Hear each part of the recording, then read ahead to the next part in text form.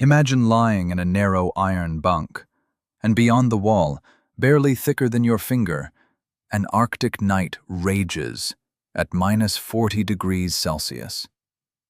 The ship shudders from ice impacts, the metal groans and creaks like a living creature, and you need to fall asleep. Simply fall asleep. Sounds like an impossible task, doesn't it? For countless individuals aboard the first Icebreakers, this was their everyday existence. The late 19th century gave the world an amazing invention: an icebreaker. A powerful vessel capable of breaking through ice fields and opening routes to places where humans had previously ventured only in their most desperate dreams. The first icebreakers appeared in Russia, Europe, and North America. Their names thundered in newspapers: Yermak, Krasin, Svyatogor. Behind these resounding names stood real people: captains, sailors, engineers, scientists, people who lived for months in the ice, saw no sun, or conversely, saw no night. And all this time, they somehow needed to sleep. Now we complain about an uncomfortable mattress or a neighbor who snores. We cannot fall asleep if the room is too hot or too cold. We consider it insomnia when we toss and turn for an hour before sleep. Now imagine being transported back 120 years to the deck of an icebreaker trapped in the ice between Novaya Zemlya and the pole. Beyond the rail stretches an icy desert to the horizon. The nearest port is 1,000 kilometers away. Radio has only just been invented. Mobile phones will not exist for another century. If something goes wrong, no one will come to help. Amid these conditions, the crew had to preserve mental clarity, quick reactions, and steady nerves, and adequate sleep was essential for that. The polar pioneers were a special breed of people, not romantic dreamers from adventure novels. These were professionals of the highest caliber: experienced sailors, talented mechanics, meticulous scientists.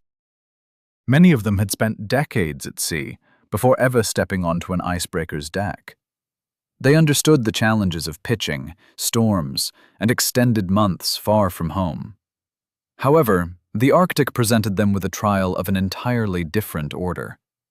The thing is, even an ordinary sailor in the most difficult voyage still lives by a comprehensible schedule. Day gives way to night. There are watches of 4 or 6 hours. There is time for sleep.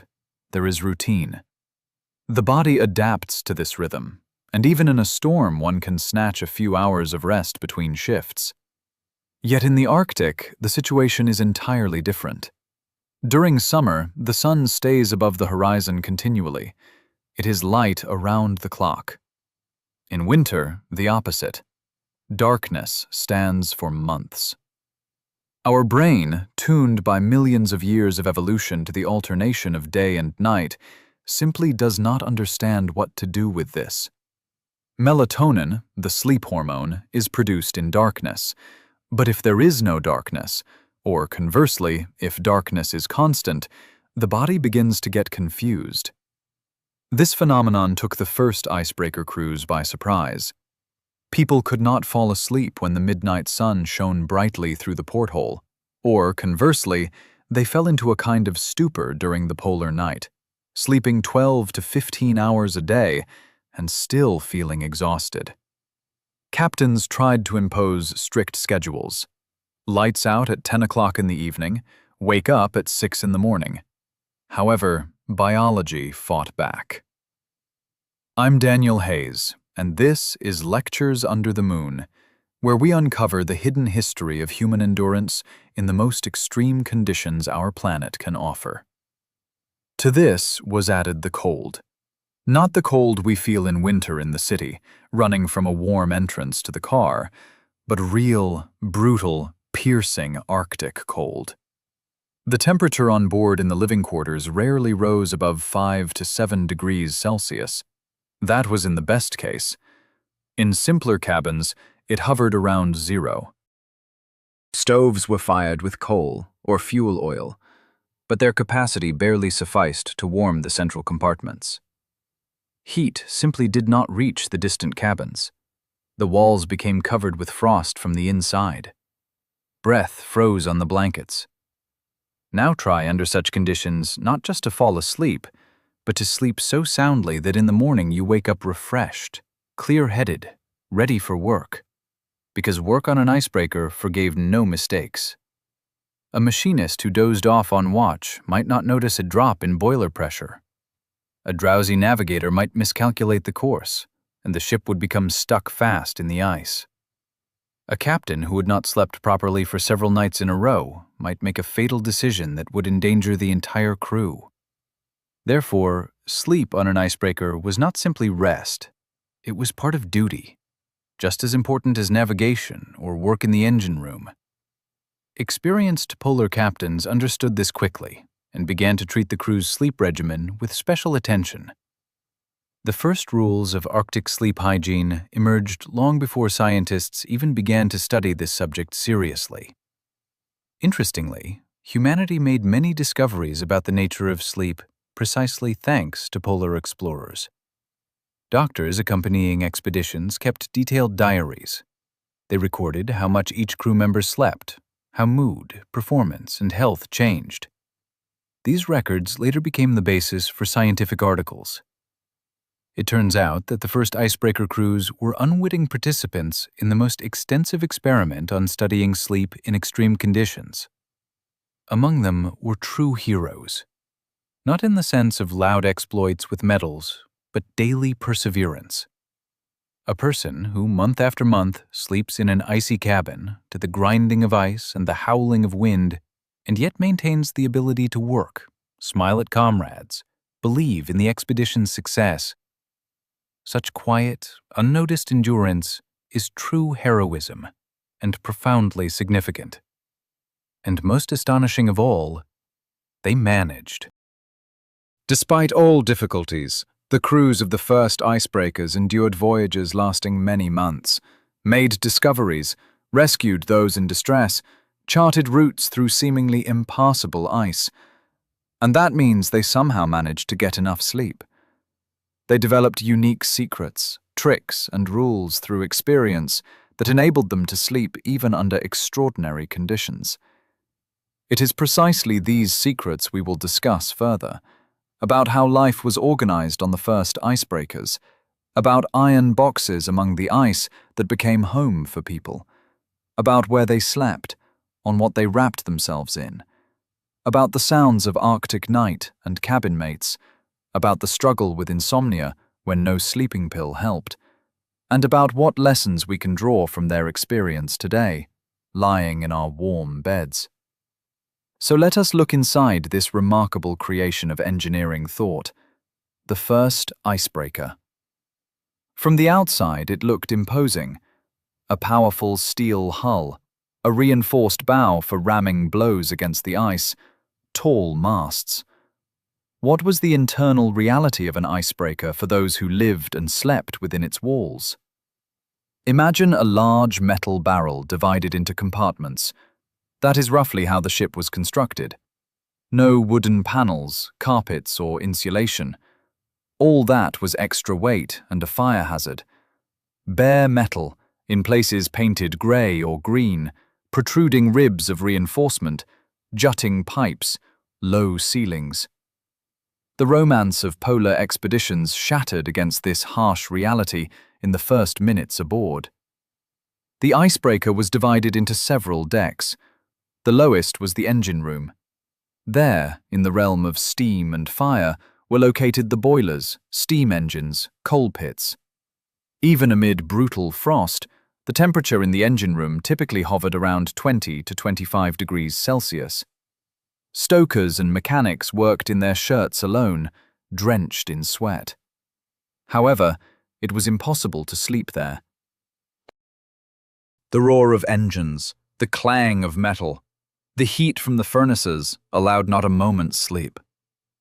Above were the cargo holds. There were stored reserves of coal, provisions, scientific equipment, spare parts. The temperature in the holds hovered around 0.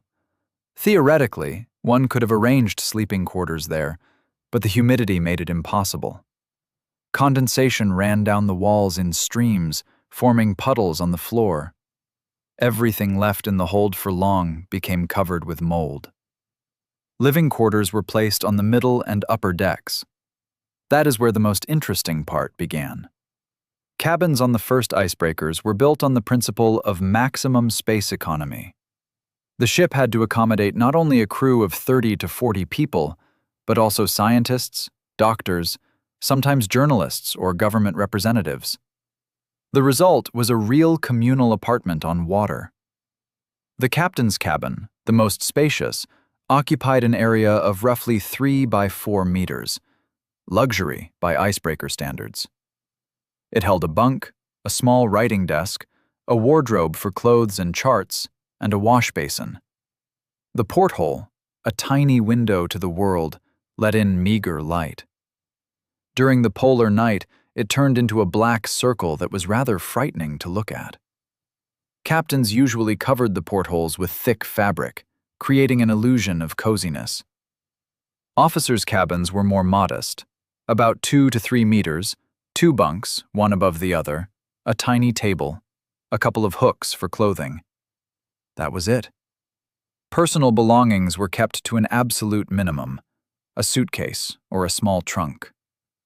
Some officers managed to arrange a semblance of a library in their cabins by nailing shelves above the bunks. Books were the main salvation from boredom and helped set the mood for sleep. The sailors, however, were housed in common berthing compartments. A berthing compartment was a large space where dozens of bunks stood in 2 or 3 tiers. The distance between tiers was 50 centimeters, no more. Sitting up in a bunk was impossible. You could only lie down. But lying there, you could easily reach the nose of your neighbor on the tier above. Personal space simply did not exist as a concept. Snoring, coughing, conversations, comrades' nightmares. All of it became common property. The bunks were of the simplest construction. A metal frame with stretched canvas or wooden slats. No mattresses in the modern sense. At best, a thin pallet stuffed with seaweed or horsehair. These pallets had an unpleasant tendency to bunch up into lumps and sag, so that after a month at sea you were sleeping practically on bare boards. Pillows were also hard, stuffed with that same grass or sawdust. But that was not the most insidious thing. The main enemy of polar sleep was condensation. Remember the temperature difference? The engine room was plus 25 degrees, outside minus 40. Somewhere between these extremes lay the living quarters. Warm, humid air from the engine room rose upward, met the cold walls of the cabins, and turned into water. The walls wept. The ceilings wept. The portholes were covered with a thick layer of ice. Engineers tried to fight this.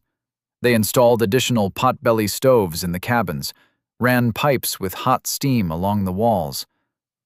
But the effect was weak. The stove heated the air near it, but in the far corner of the cabin, icicles still hung. The steam heating worked only when the boilers were running, and they had to be shut down to conserve coal or for repairs. And then the temperature in the cabins would drop to the outside temperature within a few hours. Moisture settled everywhere, on the blankets, on the walls, on the clothing hung on hooks. By morning, all of it turned into an icy crust. You would wake up and the blanket would crunch like a bread crust. Underwear that had been merely damp in the evening would freeze stiff as a board overnight. For this reason, experienced polar sailors hung out to dry only what was absolutely necessary and hid everything else in their sleeping bags, warming it with the heat of their bodies. The lighting in the cabins was poor. Kerosene lamps smoked and gave off a dull yellowish light. Electricity came to icebreakers gradually, and the first electric bulbs were low-powered, 25 to 30 watts. But electricity did not burn oxygen the way kerosene lamps did. In a tightly sealed cabin where a kerosene lamp burned, by morning it became hard to breathe. You had to choose: suffocate or freeze by opening the porthole. Ventilation on the first icebreakers was primitive. Air came in through special pipes, wind shafts. But in the frost, these pipes became covered with frost on the inside, and the draft stopped. In the berthing compartments, where 20 to 30 men rested, the morning air grew so stale that newcomers often woke with headaches. Veteran sailors learned to sleep with their noses sticking out from under the blanket, but with everything else wrapped up. The lighting in the cabins was dim. Electricity did not appear on icebreakers right away, and the bulbs were low-powered, 25 to 30 watts. In a tightly sealed cabin where a kerosene lamp burned, by morning you had to keep your blankets on, but wrap up everything else. The motion on an icebreaker was peculiar. An ordinary ship rocks on the waves more or less smoothly. Sailors get used to it and can sleep even in a storm.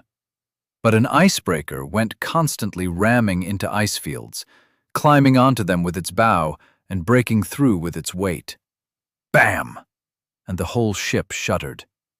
A couple of minutes later, bam again. Imagine that you are trying to fall asleep, and someone every 2 or 3 minutes is hitting the wall of your bedroom with a huge hammer. That was roughly how it was. The bunks rocked, creaked, and clanged with their fastenings. Things fell from the shelves.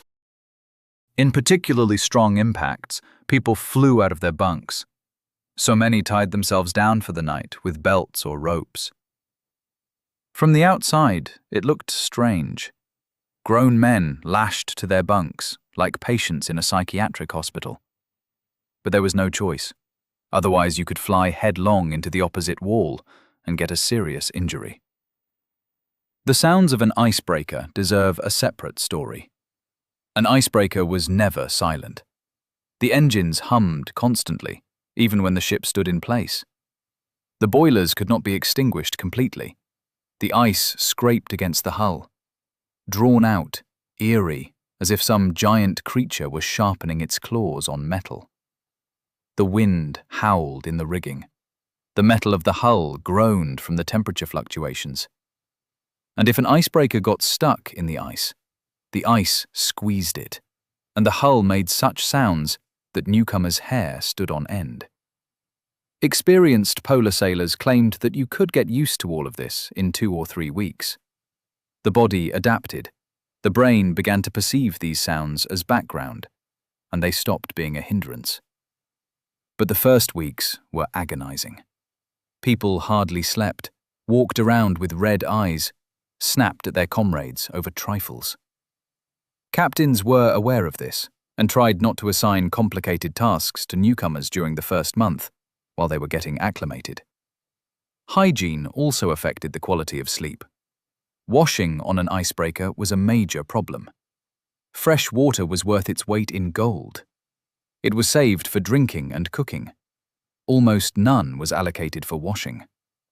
Once a week, if you were lucky, you could go into a tiny bathhouse and splash yourself with a couple of buckets of warm water.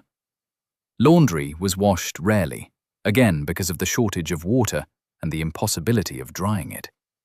So in the berthing compartments, there was a specific smell of unwashed bodies, dirty clothes, dampness, and engine oil. This smell permeated everything, including the bedding. By the end of the expedition, people no longer noticed it.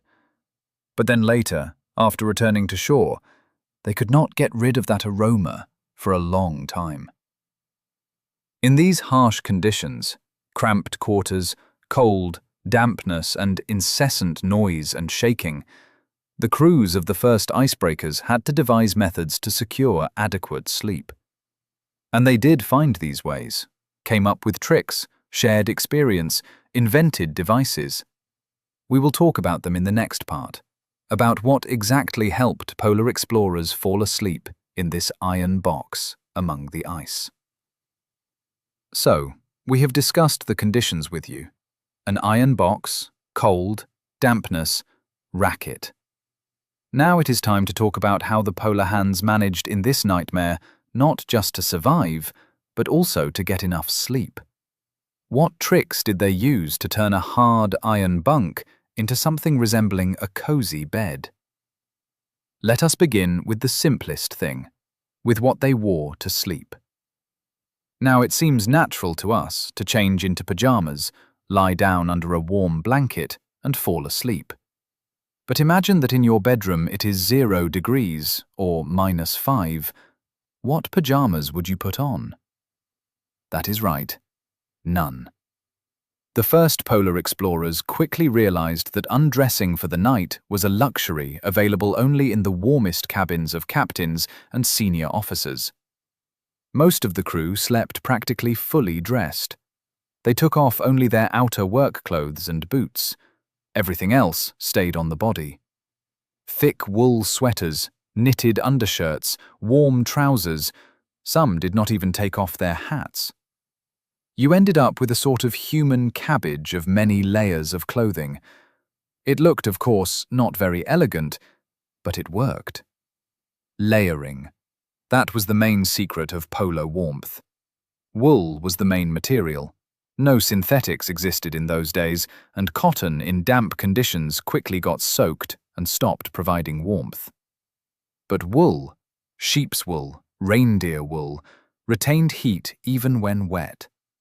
Polar hands wore wool underwear right next to bare skin.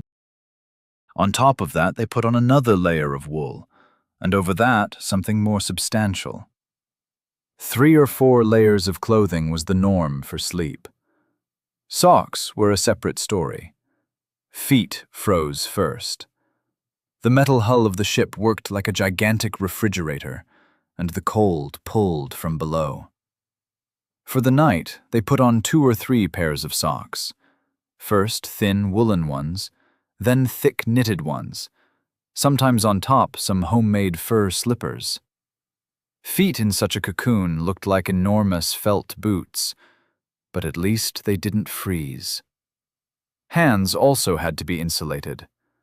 Sleeping in mittens was uncomfortable, but many polar explorers did it anyway, especially those who suffered from poor circulation in their fingers. Waking up with numb hands that won't obey and ache is a dubious pleasure. So it was better to endure the inconvenience of mittens. Now for the main thing, what they slept on and under. Remember, we talked about thin mattresses on boards. Well, seasoned polar explorers seriously modified these mattresses. Some placed canvas fabric, folded several times under the mattress. It provided additional softness and protected from the cold coming from the metal frame. Some managed to obtain reindeer or bear hides and spread them on top of the mattress. An ideal bed for the Arctic. Soft, warm, breathable. Reindeer hides were especially valuable. Reindeer fur is remarkably designed. Each hair is hollow inside, filled with air. This creates outstanding thermal insulation. The Evenks and Chukchi, indigenous peoples of the north, had known this for millennia and slept on reindeer hides even in the most brutal frosts. Polar explorers quickly adopted this experience. True, there weren't enough hides for everyone. They were scarce. So those fortunate enough to obtain a hide treasured it like the apple of their eye. Blankets also varied. Standard ship blankets, thick, coarse, made of some prickly wool, provided little warmth, absorbed condensation, became heavy, then froze. Many polar explorers brought blankets from home, down-filled, quilted, family heirlooms. Down held heat far better than wool and didn't absorb moisture as much. True, down blankets required care. They needed to be dried regularly, fluffed, otherwise the down clumped together. But the real breakthrough came with sleeping bags. The idea came from polar explorers who spent nights on the ice in tents. There, a sleeping bag was the only salvation from death. This technology was transferred to icebreakers. The first sleeping bags were constructed from several layers. Inner layer, soft flannel or wool. Middle layer, down or reindeer fur. Outer layer, dense, windproof canvas.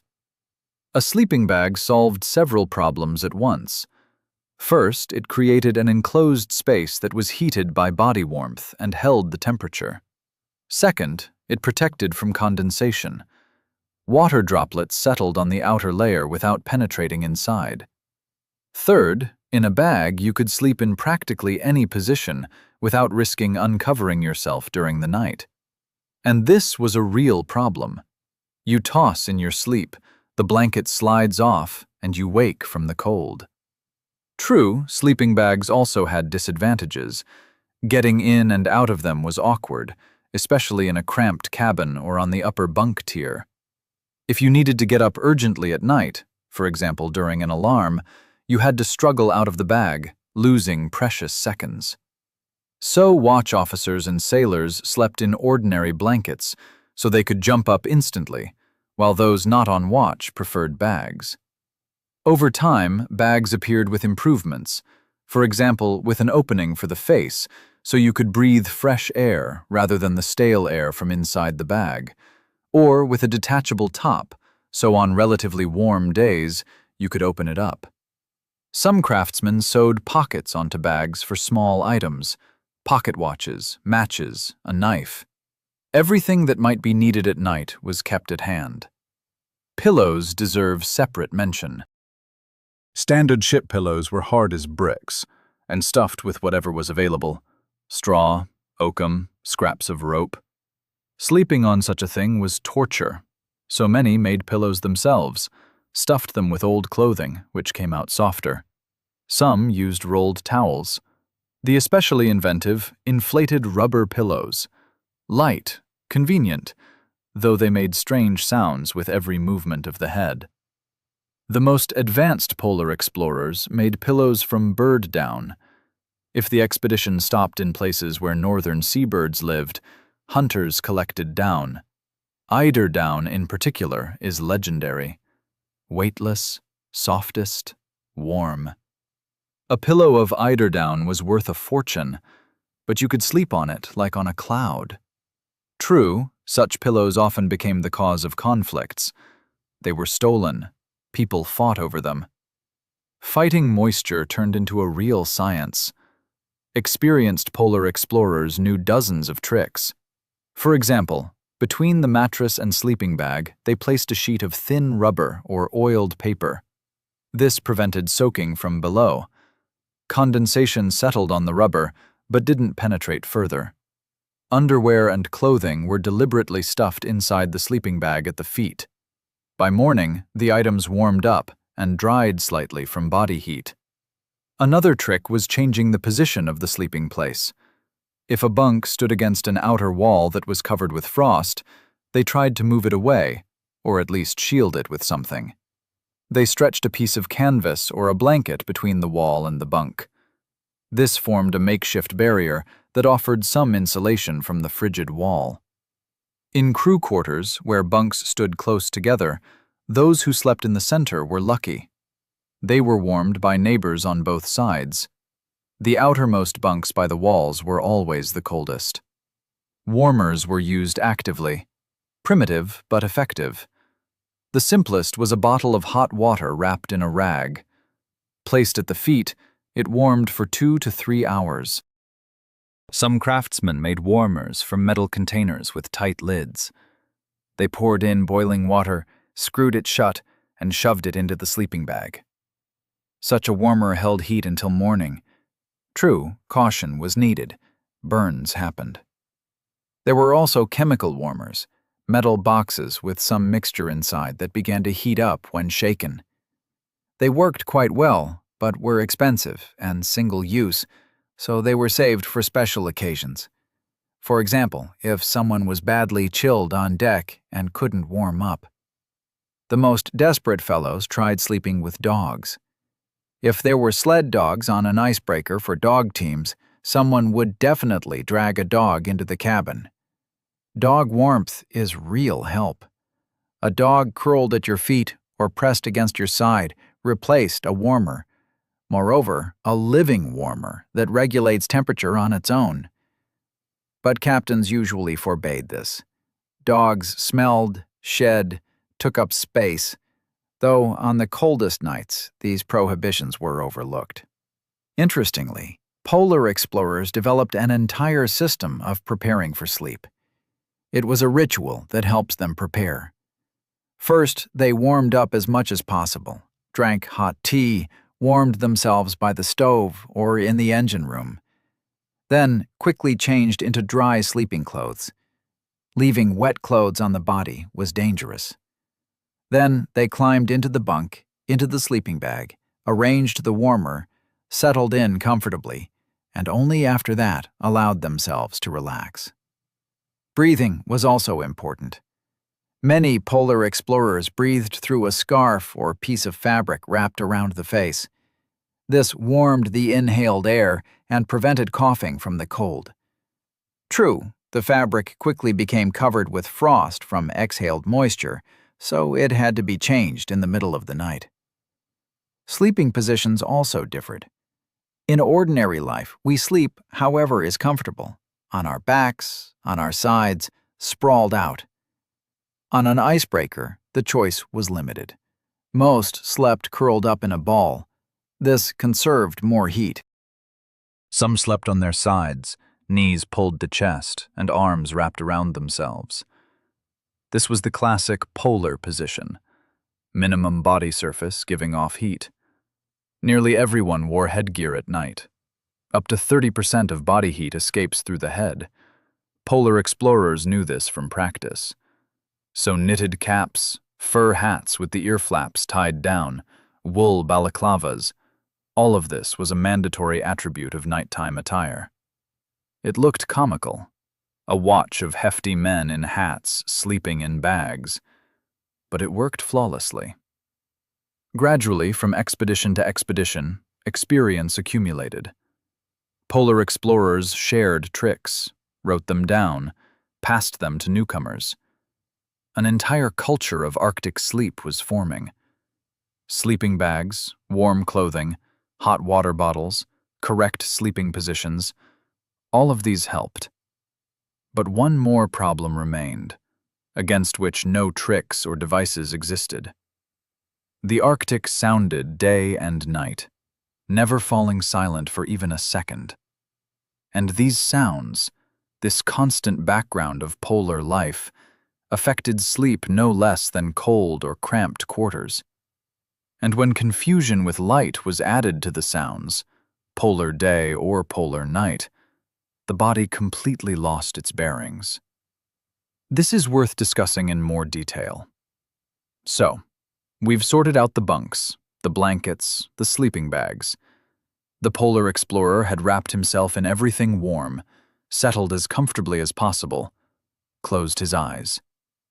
And then, the most interesting part began.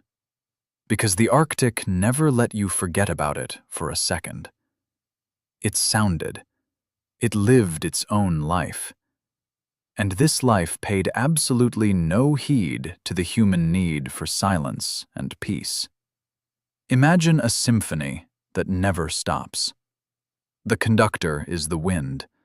The main instrument is the ice. The accompaniment is the metal hull of an icebreaker. The concert runs 24 hours a day, 7 days a week, month after month. Tickets are compulsory. You cannot leave the hall. Welcome to Arctic Acoustics.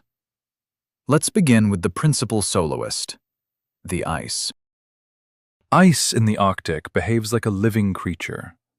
It breathes, moans, creaks, cracks, breaks. When an icebreaker enters an ice field, the ice resists. It does not want to part. First you hear a dull thud as the ship rams into the edge of the ice.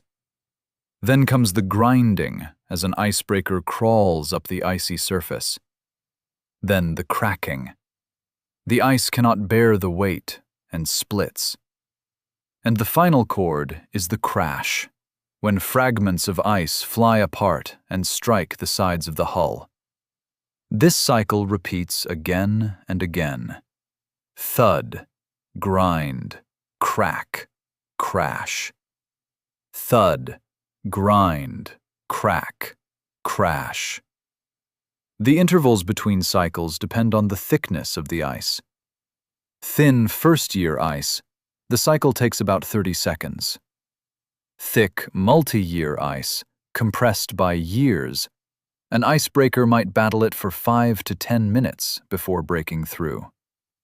And all this time, a continuous concert of sounds, each of which reverberates through the metal hull like a drum. But that's just the beginning. The real nightmare starts when an icebreaker becomes stuck. Ice squeezes the ship from all sides. This is called ice compression, and it is one of the most dangerous phenomena in the Arctic. Ice floes press on the hull with monstrous force, hundreds of tons per square meter. The metal moans, screeches, and bends. The sound is as if a giant is trying to crush a tin can with bare hands. Polar explorers experiencing ice compression for the first time did not sleep all night. It seemed that any moment the hull would give way and burst. Experienced sailors knew that icebreakers were built with enormous safety margins and could withstand such pressure. Yet this knowledge didn't offer much comfort when, in the dead of night, the metal overhead produced sounds reminiscent of a dying whale.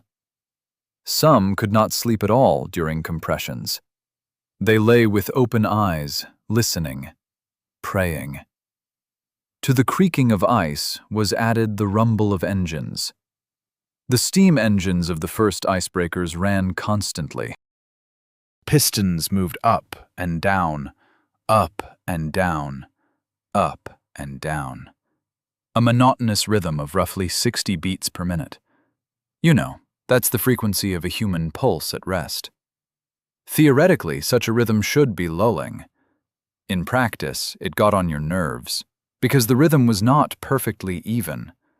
The steam engine would speed up slightly, then slow down, then speed up again, and the brain constantly waited for when the next stroke would come. Vibration added its own contribution. The entire hull shook from the engines at work. In the engine room, the vibration was so strong that bolts unscrewed themselves from their threads. In the living quarters, it was weaker, but still noticeable. Bunks shook, creaked. Objects on shelves jumped and rattled. Teeth sometimes chattered on their own if you lay in a certain position. Getting used to this vibration was difficult. It penetrated into the bones, into the spine, did not allow you to relax completely. The wind is a separate story. Arctic wind is unlike anything else. It can blow for weeks without a break, with constant force, neither strengthening nor abating. It howls in the rigging, whistles through cracks, thunders against unsecured metal. The wind had its own voice, drawn out, melancholy, frightening. Old polar hands said that in the wind you could hear the voices of lost comrades. Newcomers laughed at these superstitions, but after a few months in the Arctic, they stopped laughing. The wind really did sound almost human. Now it moaned. Now it howled.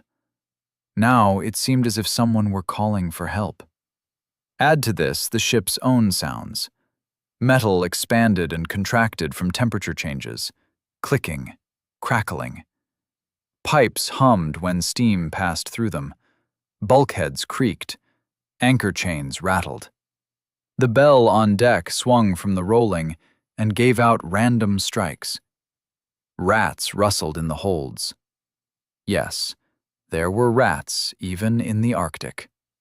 They crept aboard in ports and then could not get off for months. And in this cacophony, you had to fall asleep. and fall asleep in such a way that you woke refreshed, not shattered. How is this even possible? It turns out the human brain possesses a remarkable ability to adapt.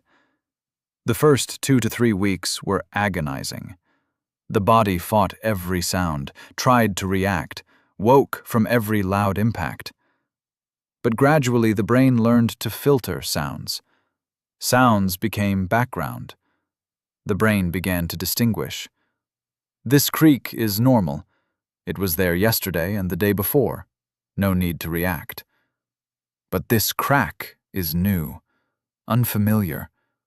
Need to wake up and check. If you enjoy this content, please like and subscribe to Lectures Under the Moon. Experienced polar explorers slept so soundly that even a strong blow of ice against the hull would not wake them. But they woke instantly from a change in the tone of the engines. That could mean trouble, or from an unusual creak. Perhaps the ice is squeezing the ship harder than usual. Some kind of internal watchman developed, who kept guard even in sleep and distinguished dangerous sounds from safe ones. But adapting to sounds was only half the battle. Much more serious was the problem with light, or rather, with its absence or excess. Polar day and polar night broke all the body's settings. Our ancestors for millions of years woke with dawn and went to bed with sunset. This program is encoded deep in the genes. Special cells in the eyes catch the blue light of the morning sun and trigger the waking process. In the evening, when the light becomes reddish, the process of preparing for sleep is triggered. Melatonin is produced, the hormone that makes us sleepy. Everything works like clockwork, but only if there is an alternation of day and night. But in the Arctic in summer, the sun does not set at all. A month, 2, 3 months, round-the-clock daylight. Bright at midnight, just as at midday. The brain is confused. When should you sleep? Melatonin is not produced because there is no darkness. The body tries to stay awake constantly. After a few days of this regime, people begin to feel a strange fatigue. You want to sleep, but you cannot fall asleep. The eyes are tired from the light, but the brain stubbornly believes it is still daytime and you need to work. In winter, the opposite problem. Polar night. Darkness around the clock, month after month.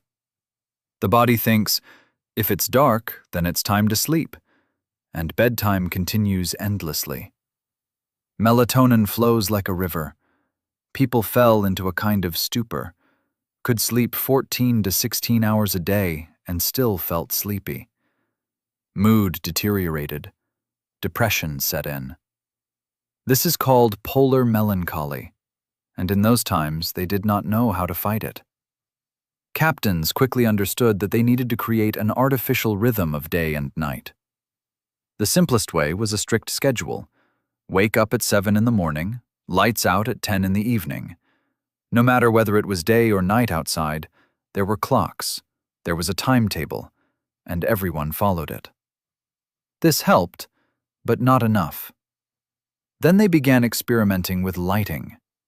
During polar day, they hung heavy curtains tightly over the portholes in cabins, creating artificial night. An hour or two before lights out, they extinguished the bright lamps, leaving only dim light. This helped the brain understand that sleep time was approaching. During polar night, conversely, they switched on all the lamps during working hours, creating a semblance of daylight. True, kerosene lamps gave a yellowish light, not at all like sunlight, but still better than nothing.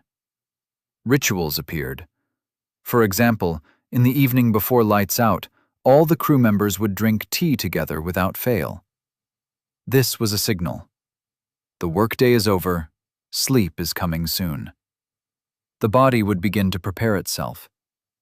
In the morning, mandatory exercises on deck, even in the freezing cold. This helped wake up, shake off the sleep, get ready for the day.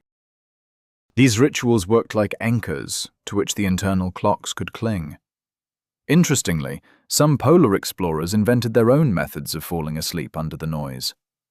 One man counted the impacts of ice against the hull. It worked like counting sheep. Another composed poetry in his mind to the rhythm of the engine vibrations. A third imagined that all the sounds were a lullaby the Arctic was singing to him. It sounds strange, but it helped. There were also those who, on the contrary, fought against the noise, stuffing their ears with cotton wool, wrapping their heads in scarves to muffle the sounds. But most quickly abandoned this. In the Arctic, it's dangerous to lose your hearing. You need to hear the alarm signal, the shouts of comrades, unusual sounds that might mean danger. Complete silence is a luxury a polar explorer cannot afford himself. Gradually, a culture of Arctic sleep took shape. This was not merely rest, but a complex process requiring skill, patience, and willpower. You had to learn to fall asleep in noise, in light or darkness, in cold, in shaking, and at the same time, sleep in such a way that you'd be ready to wake up at any second if needed. This was an art, and not everyone mastered this art equally well, which led to conflicts, problems, and sometimes even tragedies. But more on that in the next part of our story. There we'll talk about cabin mates and how people got along with each other in this cramped iron box among the ice. You know what the hardest thing in the Arctic is? No, it's not the cold, not the ice, not the darkness of the polar night. The hardest thing is living side by side with other people for months in a space the size of a closet.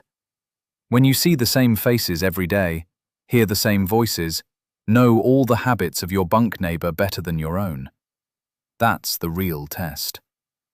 On the first Icebreakers, a strict hierarchy operated. The captain slept alone. This was the holy of holies. His cabin was considered inviolable. Senior officers were housed 2 to a cabin. Junior officers, engineers, and doctors, 3 or 4. And sailors, stokers, and ordinary mechanics slept in communal berthing compartments with 20 to 30 people. The higher the rank, the more personal space. Simple and clear. But this system created interesting situations. Let's say the captain's first mate slept in one cabin with the second mate. During the day, the second mate obeyed the senior mate unquestioningly. But at night, they simply became roommates. And if the senior mate snored so loudly the walls shook, the second mate couldn't do anything about it. Waking a superior was unthinkable. Complaining to the captain was even worse. You had to endure it. Snoring, in general, was the main cause of conflicts on Icebreakers. Imagine a cramped cabin. 3 men, one of whom snores like a steam engine. The other 2 can't sleep. They get angry, but they can't do anything.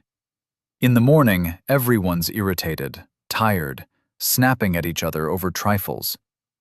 After a week of this life, real war begins. In the berthing compartments, it was even more fun. 20 people sleeping in one space, and about 10 of them snoring, and each in his own way. One whistles, another grunts, a third growls, a fourth gurgles. It creates such a choir that you're amazed. Young sailors at first couldn't fall asleep from this concert.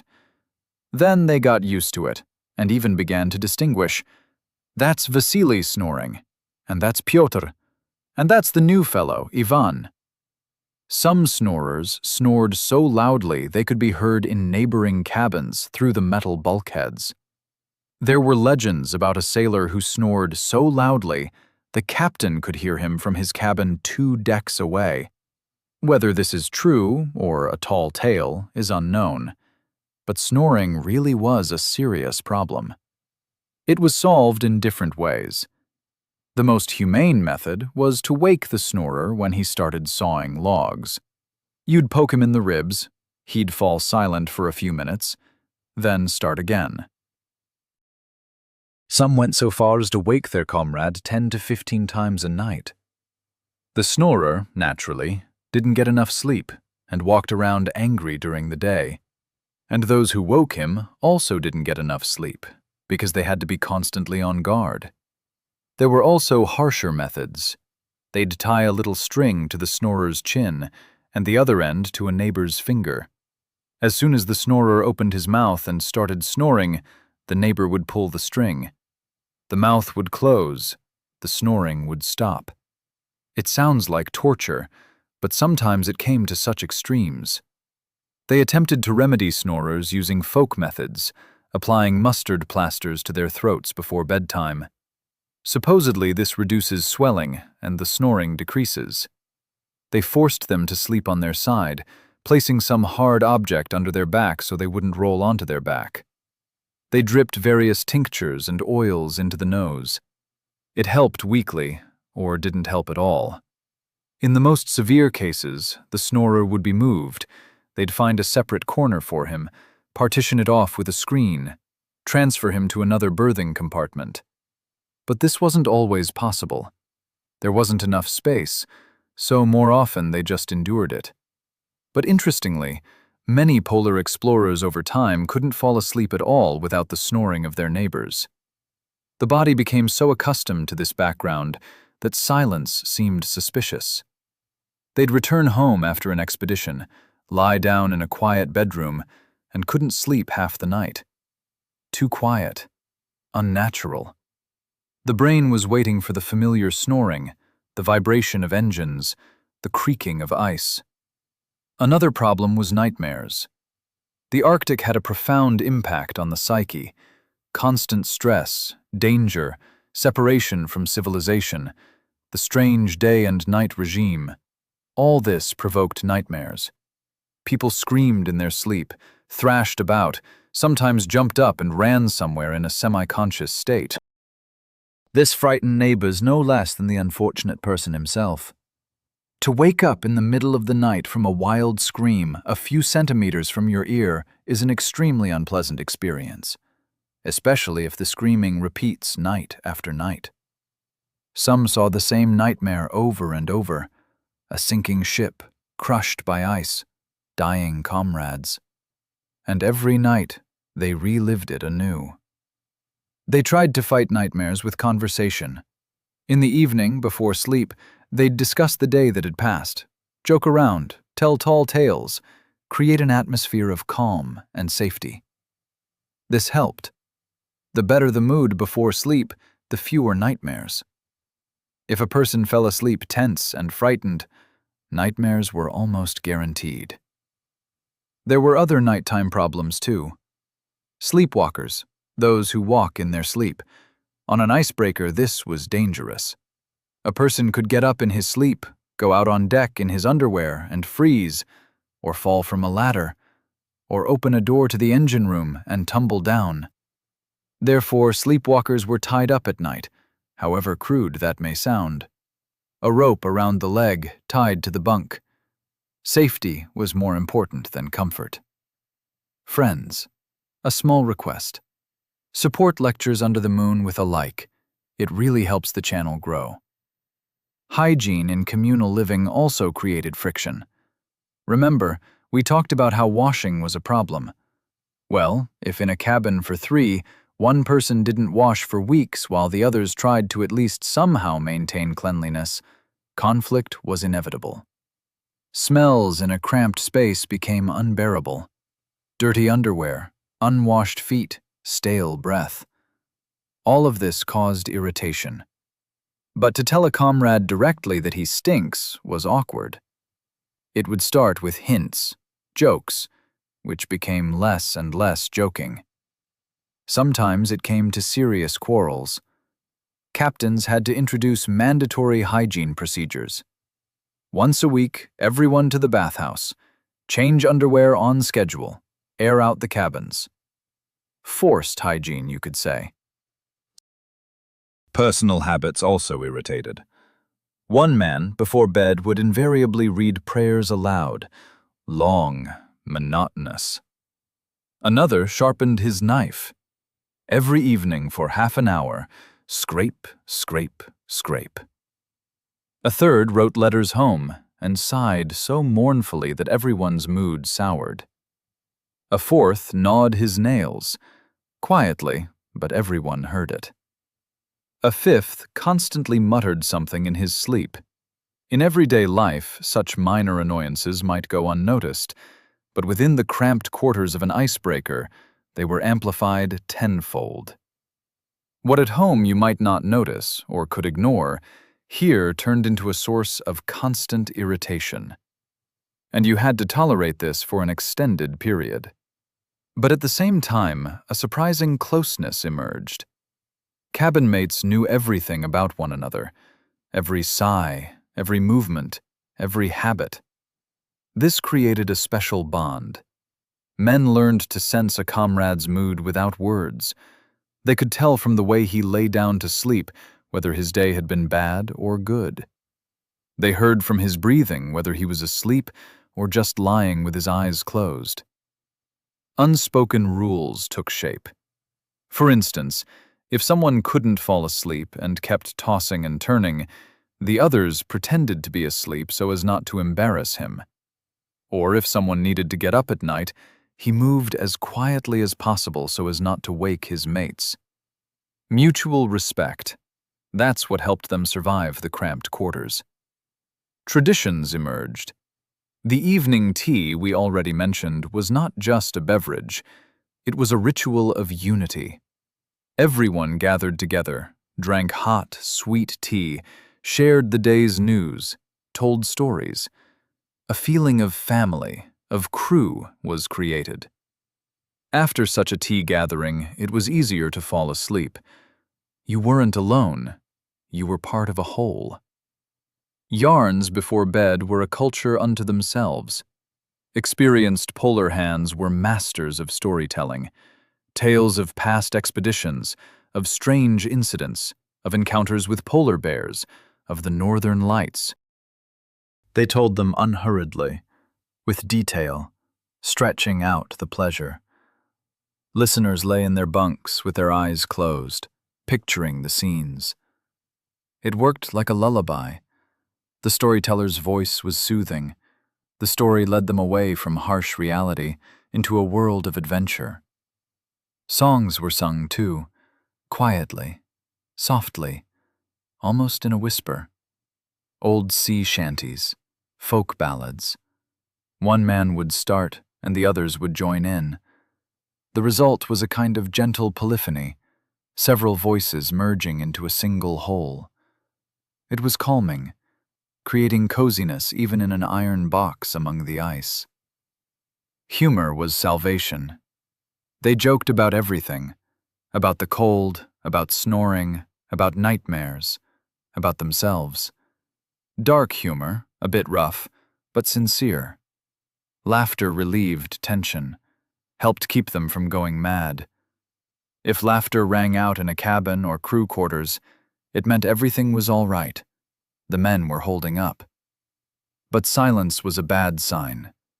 It meant irritation had built up. Someone had taken offense at someone else. The atmosphere had soured.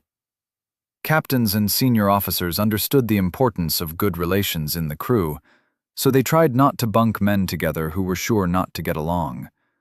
They kept an eye on the mood in the quarters. If they saw a conflict brewing, they intervened, moved someone to different quarters, held talks. The psychology of crew management was no less important than navigation or operating the engines. Interestingly, many polar sailors, after returning home, missed that closeness, those nighttime conversations in the crew quarters, a neighbor's snoring, even the conflicts, because it was real life without pretense. When you live for months in cramped quarters, you can't wear a mask. You are who you are. And your mates see the real you, without embellishment, and you see the real them. Such experiences forge a bond that is challenging to articulate. But there was another side. Sleep deprivation accumulated, constant irritation from neighbors, the impossibility of getting a good sleep because of snoring or nightmares, the stuffiness in the quarters. All of this wore men down. They became irritable, aggressive, snapping over trivial matters. And then the real struggle began. The struggle against insomnia, exhaustion, and their own nerves. About how polar sailors dealt with this, what methods they used when sleep simply would not come at all, we'll talk about that in the next part. So there you lie in your bunk, bundled up in everything warm you have, listened to your mate's yarns, closed your eyes, and nothing. Sleep won't come. Your brain works at full power. Thoughts race, your body is tense. Minutes drag by like hours. You change position once, twice, 3 times. You count the blows of ice against the hull. You try to breathe evenly, but sleep still won't come. Sound familiar? For the polar sailors on the first Icebreakers, this was a real catastrophe. The thing is, insomnia in ordinary life is unpleasant, but insomnia in the Arctic is a threat to life. A sleep-deprived man on an icebreaker is dangerous not only to himself, but to the entire crew. Sluggish reactions, poor concentration, mistakes in calculations, all of this could lead to tragedy. The ship could get stuck in the ice, break down, capsize. So insomnia was fought with every available means. The causes of insomnia were many. The most obvious was stress. Constant tension, the expectation of danger, kept the nervous system on edge. Even when all was calm, the body didn't fully relax.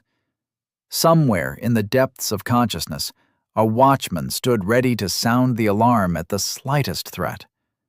Falling asleep in such a state was difficult. The cold interfered. You could bundle up all you wanted, but if your feet got cold, sleep flew away. Or the opposite. The hot water bottle made you too hot. You uncovered yourself, caught a draft, woke up. Finding the right temperature balance was an art. Some men fussed all night, covering and uncovering themselves, never finding the golden mean. Pain added its share. Rheumatism from the dampness, aching joints from the cold, backs strained by heavy labor. All of this worsened at night. During the day, work distracted, adrenaline dulled the pain. But when you lay down, the pain rolled over you with new force. You tossed from side to side, searching for a comfortable position, but never finding it. By morning, you were completely worn out. Worry for loved ones at home gave no peace. Months without contact, without news. What was happening with the family? Were they alive? Were they healthy? Had they received the money you'd sent before the expedition? These thoughts were especially tormenting at night, when there was nowhere to escape from them.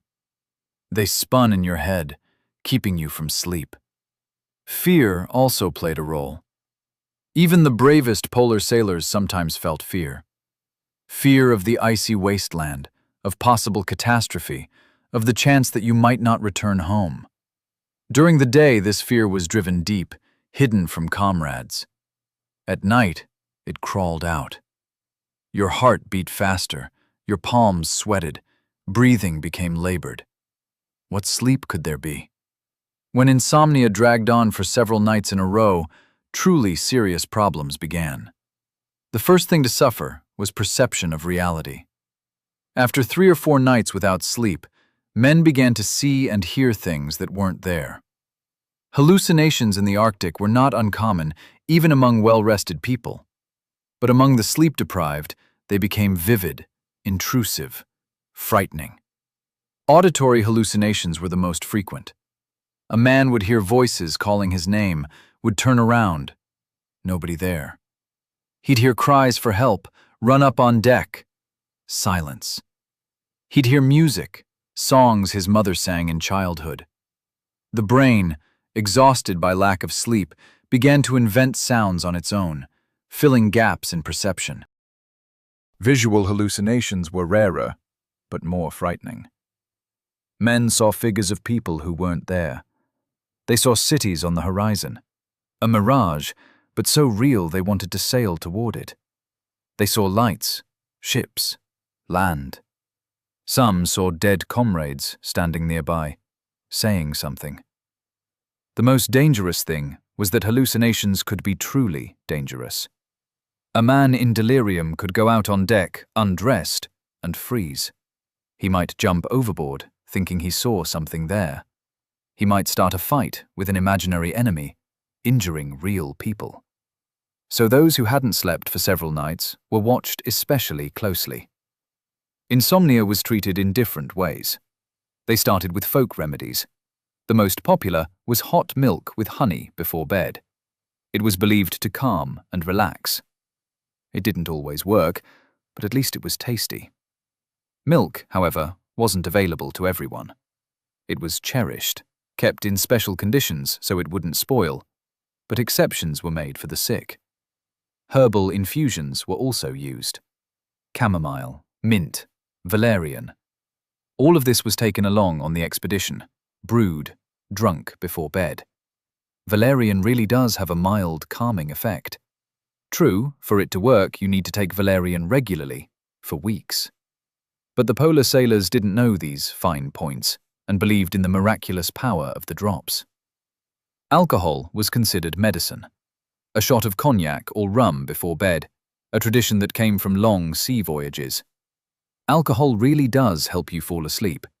It relaxes the muscles, dulls anxiety, causes drowsiness. But there's a problem. The quality of sleep on alcohol is poor. A person falls asleep quickly, but the sleep is shallow, with frequent awakenings. By morning, you feel wrecked. Plus, alcohol is dangerous in the cold. It dilates blood vessels, and the body loses heat faster. That's why captains strictly controlled the distribution of spirits. Only on special occasions, only after hard labor, only in limited doses. Nobody wanted to deal with a drunk crew in the midst of ice, though cases of moonshine brewing on icebreakers did occur. Stokers managed to distill moonshine from anything, from sugar, from jam, even from technical alcohol, which was deadly dangerous. This was combated harshly. Physical exhaustion helped one fall asleep better than anything. If a person couldn't sleep, they were sent to hard labor. Clean out the coal pit, haul crates in the hold, shovel snow onto the deck, and break it up with a crowbar. After several hours of such work, sleep came instantly. True, this method didn't always work. If the cause of insomnia was nervous strain, then additional physical exertion could only make the situation worse. Massage was used. They rubbed backs, shoulders, legs. This relaxed muscles, improved circulation, warmed the body. After a good massage, falling asleep really did come easier. But there were no professional masseurs on icebreakers. They did it for each other, as best they could. Some knew how to do it well. Others just kneaded muscles without any benefit. Hot foot baths were another method. A basin of hot water. Lower your feet in. Sit for 10 to 15 minutes. Blood flows to the feet. They warm up. The whole body relaxes. Then quickly dry them, put on warm socks, and straight into the bunk. This helped many, but again, hot water wasn't always available. Breathing exercises were used intuitively. Deep breath in, slow breath out. Repeat 20 to 30 times. This really does calm the nervous system, slow the pulse, prepare the body for sleep. Modern science confirms the effectiveness of this method, and polar explorers 100 years ago already knew it from practice. Sleeping medications in those times were primitive. Bromides were the most common. Bromide salts have a sedative effect. They dissolved them in water, gave them to drink before sleep. It helped, but had unpleasant side effects. With prolonged use, it accumulated in the body, caused lethargy, apathy, skin rashes, so they gave it only in extreme cases. Opiates were also used, but very cautiously. Opium tincture, morphine, powerful substances that guaranteed sleep, but also caused addiction quickly. There are known cases when polar explorers became dependent on morphine after expeditions, so doctors tried to manage without it. Chloral hydrate was another sleeping drug of that era, effective but toxic. In large doses, it could kill. In the right doses, it gave deep sleep for several hours. But the quality of this sleep was questionable, and after waking, a person felt as if after a terrible hangover. Interestingly, the best cure for insomnia turned out to be work. Not just physical exertion, but meaningful activity. When a person is busy with work, they have no time to think about fears and anxieties. They're focused on the task. The brain works in the right direction.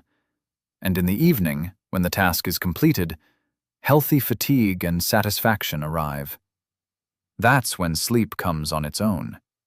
That's why experienced captains tried not to let the crew stand idle. Even when the ship was stuck in ice and there was nowhere to move, they found work. They repaired, painted, cleaned, conducted drills. Boredom and idleness are the main enemies in the Arctic. From them come insomnia, depression, and all other problems. Communication helped. When someone couldn't fall asleep, a comrade would sit down with them and just talk about anything. About home, about family, about plans for the future. The main thing was to speak out, to share what was weighing on them. After such a conversation, the soul felt lighter, and sleep would come. Writing down thoughts was a method some used. They took pencil and paper, wrote down everything spinning in their head. Fears, anxieties, plans, memories. Simply poured onto paper the entire stream of consciousness. This freed the mind, gave the feeling that problems were recorded and could be set aside for now. After that, falling asleep came easier. Prayer was important for many. Not necessarily deep religiousness, just an appeal to something higher, greater than oneself. This calmed, gave a sense of protection. Many polar explorers read prayers every evening before sleep, some to themselves, some in a whisper, some aloud. This was their way of coping with fear and anxiety. But most importantly, polar explorers understood that insomnia was temporary, that the body would adapt sooner or later, that one simply needed to survive the difficult period, not panic, not wind oneself up. Even if you didn't sleep all night, tomorrow would be a new day, a new attempt. This patience, this acceptance of the situation, helped more than all sleeping pills combined. And when finally the expedition ended, when an icebreaker returned to port, when the polar explorers stepped onto solid ground, they slept. They slept long, deeply, without nightmares. The body took what it needed, rested after all those months of sleep deprivation. And then they gathered for the journey again. Because the Arctic called, and they knew. Yes, it would be cold, cramped, noisy, there would be sleepless nights, but they would manage, as they had managed before, as true polar explorers manage. So we have traveled the entire path, from an iron box among the ice to sleepless nights full of anxieties and hallucinations, from reindeer hides and sleeping bags to snoring neighbors and icy grinding outside the hull. The story of how people slept on the first icebreakers is coming to an end. But the most interesting part begins now, when we try to understand what these pioneering polar explorers can tell us, living in the 21st century, lying in warm beds under soft blankets.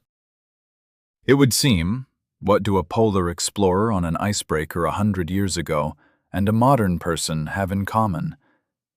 Different worlds, different conditions, different problems. But if you look more closely, it turns out quite a lot. Because the human body hasn't changed in 100 years. The same needs, the same reactions to stress, the same mechanisms of sleep and wakefulness. And many sleep problems that polar explorers faced are surprisingly familiar to us. Let's start with the most basic, with routine. Remember how captains introduced strict schedules so the crew wouldn't lose their rhythm in conditions of polar day or night? This wasn't just military order. This was an attempt to trick nature, to create an artificial cycle of day and night where it didn't exist. And you know what? It worked. Modern sleep science calls this sleep hygiene. One of the main principles: go to bed and wake up at the same time, even on weekends. This helps tune the body's internal clock, those very circadian rhythms that polar explorers had no idea about, but intuitively accounted for. Our body loves predictability. When it knows that at 10 o'clock in the evening comes lights out and at 7 in the morning comes wake up, it begins to prepare in advance, releases melatonin in the evening, raises body temperature in the morning for awakening. We don't live in polar night, but we create it ourselves. Electric lighting, computer and phone screens, round-the-clock availability of entertainment. All this disrupts our internal clocks no worse than Arctic sun. The brain sees blue light from a screen and thinks it's daytime now, time to be awake. Melatonin isn't produced, sleep is postponed. By morning, we haven't slept enough. During the day, we walk around like zombies. In the evening, we're glued to screens again. A vicious circle. Polar explorers solved this problem simply. They tightly covered portholes, creating artificial darkness. We can do the same. An hour or two before sleep, put away phones, dim the lights, create an evening atmosphere. Let the brain understand the day is over, time to prepare for sleep. It sounds banal, but it works just as well as 100 years ago. Rituals before sleep are another lesson from polar explorers. Remember their evening tea drinking, tall tales, songs. This wasn't just entertainment. This was a signal to the body that the day was ending. Modern researchers call this evening wind down, a period of transition from activity to rest. Our brain needs time to switch. You cannot simply lie down and fall asleep immediately after intense work or an emotional conversation. Each of us may have our own ritual. Some people read before bed. Some listen to calm music. Some take a warm bath. It does not matter what exactly. What matters is that it is regular, at the same time before sleep. The body remembers the sequence and begins to prepare automatically. It relaxes muscles, slows the pulse, tunes itself to rest. Temperature regulation is a topic that was especially acute on icebreakers. Too cold, you will not fall asleep. Too hot is also bad. It turns out that for good sleep, temperature is enormously important. When we fall asleep, our body temperature drops slightly. This is part of the natural process. If the room is too warm, this drop does not occur and sleep becomes shallow. The polar sailors solved the problem of cold with sleeping bags and multi-layered clothing. We solved the problem of heat with air conditioners and light blankets. But the principle is the same. Find your comfortable temperature. Scientists say that the optimal temperature for sleep is around 18 degrees Celsius. Cool, but not cold. It is precisely in such conditions that the body rests best. Sounds and noise are an eternal problem. Polar sailors learned to sleep under the roar of an icebreaker, the creak of ice, the snoring of neighbors. We encounter the noise of cars outside the window, neighbors behind the wall, a snoring partner. And the solutions are similar. Either adapt, the brain gradually gets used to the constant background and stops reacting to it, or mask it. White noise, nature sounds, a fan help to muffle irritating sounds. Interestingly, polar sailors intuitively used what is now called progressive muscle relaxation. When they lay down to sleep in a cold cabin, they would first tense up, contract from the cold, and then gradually relax their muscles, warming themselves from within. This is one of the most effective methods for falling asleep. Sequentially tensing and relaxing muscle groups from legs to head, the body transitions into rest mode, and sleep comes on its own. Nutrition before sleep was also important for polar sailors. Hot tea with honey, crackers, sometimes hot broth. Modern science confirms it. A light snack before bed can help you fall asleep. The main thing is that it should not be heavy, fatty, or spicy. A glass of warm milk, a banana, a handful of nuts. All of this contains tryptophan, an amino acid from which the body synthesizes melatonin. But with alcohol, polar sailors were mistaken, though they did not know it themselves. Yes, a shot of cognac helps you fall asleep, but the quality of sleep with alcohol is poor. The phases are disrupted, especially the rapid eye movement phase, in which we dream and process the emotions of the day. Therefore, in the morning you feel unrefreshed. Modern sleep specialists are unambiguous. Alcohol as a sleep aid does not work in the long term. Physical activity is another lesson. Polar sailors worked physically very hard. This helped them fall asleep despite all difficulties. Regular physical exertion truly improves the quality of sleep. This is confirmed by dozens of studies. The main thing is not to exercise directly before bed. 2 to 3 hours before bedtime, you need to finish active workouts so the body has time to calm down. Stress and anxiety are the main enemies of sleep, and polar sailors knew this better than anyone. Their methods of dealing with it were simple but effective.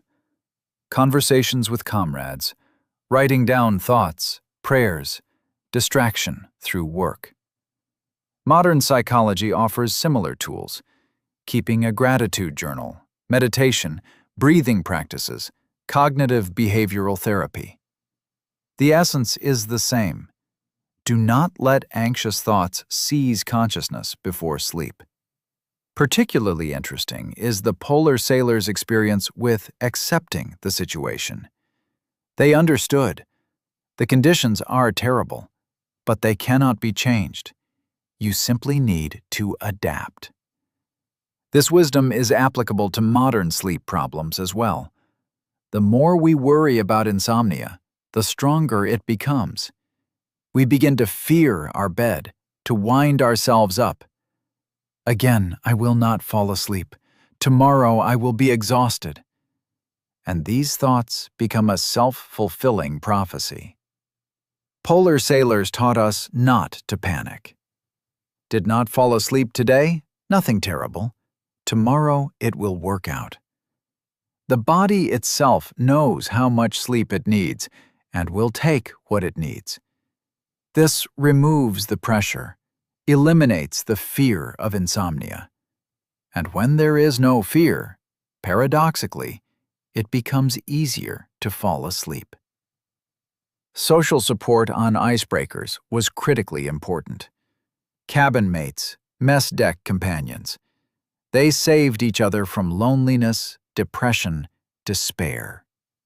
Modern research shows that the quality of our relationships directly affects the quality of sleep. Lonely people sleep worse.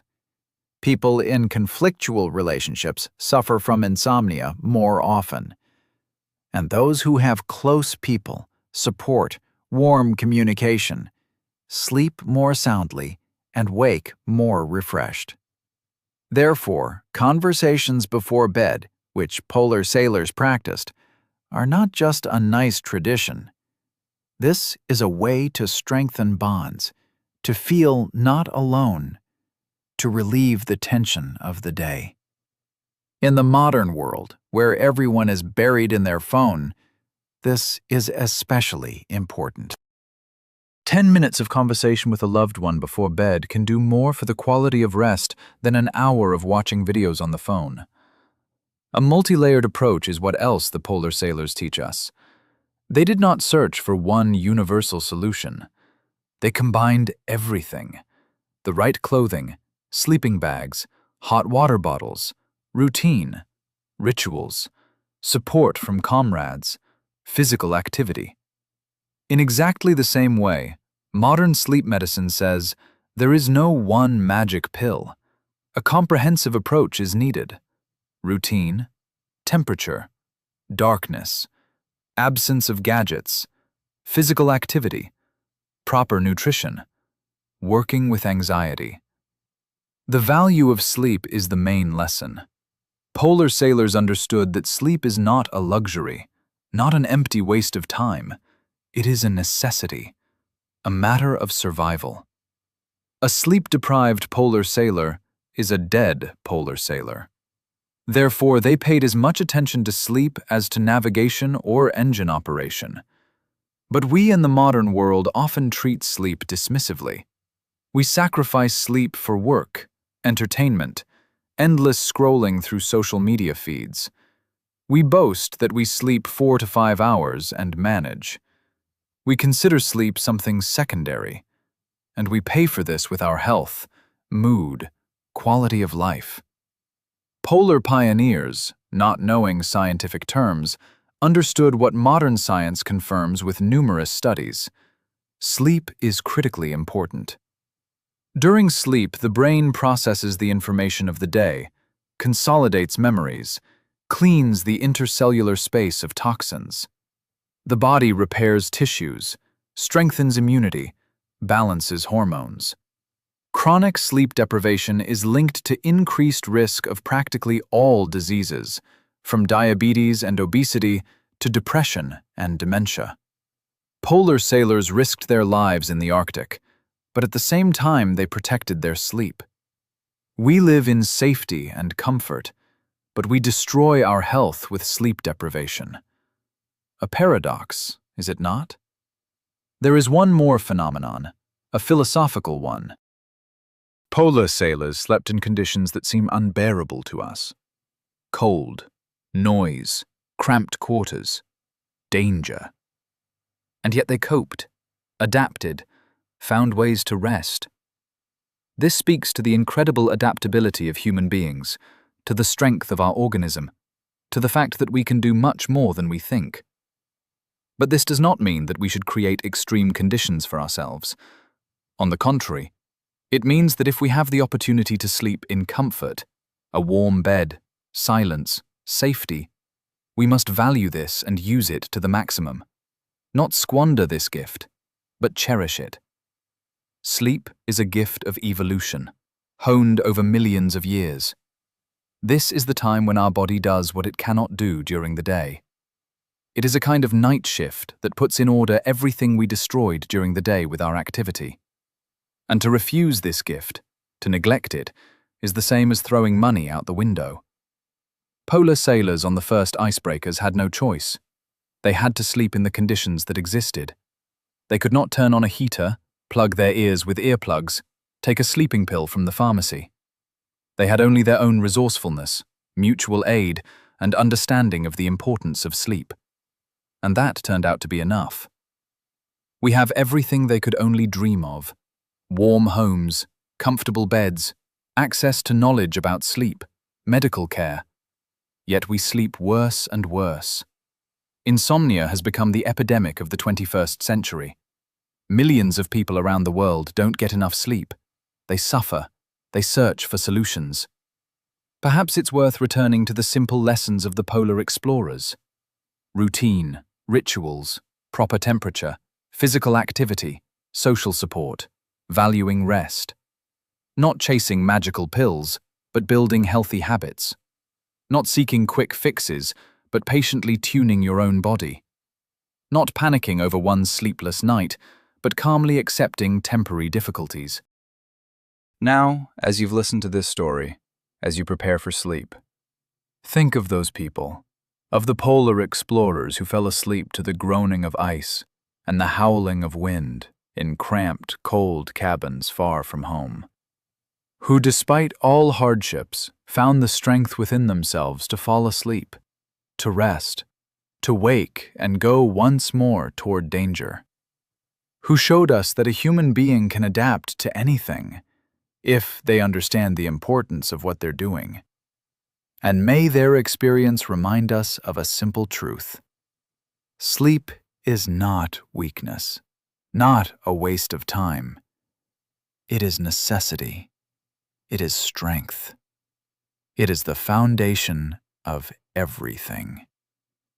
Without good sleep, there is no good life.